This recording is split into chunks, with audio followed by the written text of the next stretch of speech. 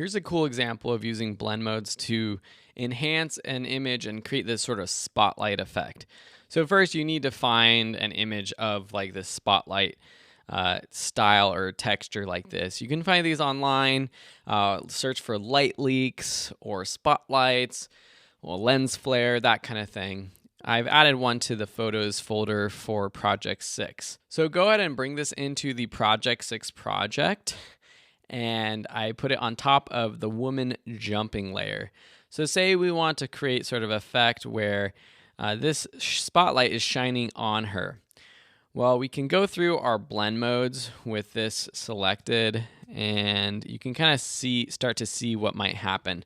First though, let me change the size of this. So I'm going to make it bigger. I'm going to make it the full size of the frame so that it's covering everything and really shining on her.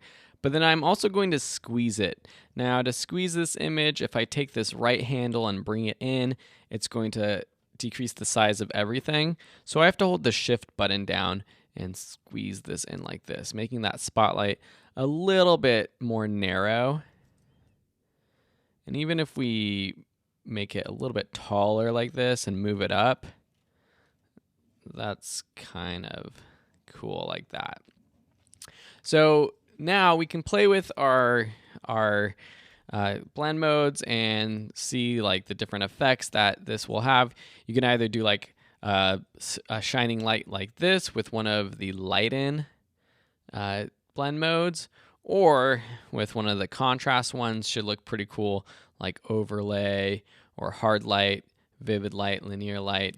I actually really like that linear light. And maybe you want this to be an angle. Maybe you want it to look like she's kind of like jumping out of this spotlight, like something like that. She's jumping up. Or maybe it's shining this way. Ooh, that's kind of cool.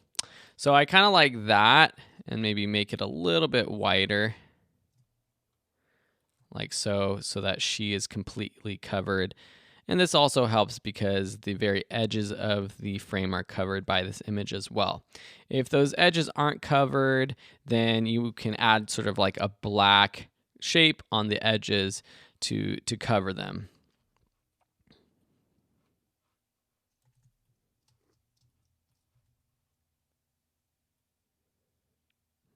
Let me just fix the rotation, something like that. It's pretty cool. All right, I could keep tweaking this, but the thing I actually want to show you is you can actually now make some adjustments to the color of this layer, and it will change how not only the blend mode looks, but also the overall image. And so to make an adjustment, we know we can go to the adjustment layer button down here. And for this one, I'm going to choose hue saturation, and I want it to be more of a warmer yellow light. So I'm going to take my hue, drag it to the left, something like so. That's looking pretty good. And then saturation, maybe just go down a little bit on the saturation so it's not as colorful. Now this hue saturation effect is being applied to everything below the layer, right? That's what we've learned before. So both the spotlight, if we turn this off, it's also adjusting the hue of this woman jumping. But I don't want it to affect this layer of the woman jumping. I just want it to apply to the layer beneath it. There's an option for that. So with this hue adjustment layer selected, you have this option at the bottom of the properties panel to create a clipping mask, basically. So this basically means that this adjustment will only be applied to the spotlight layer. So if I click that, you can see that now it's not affecting anything except for the spotlight. And that makes the colors a little bit more natural. And I think for this image, it looks better.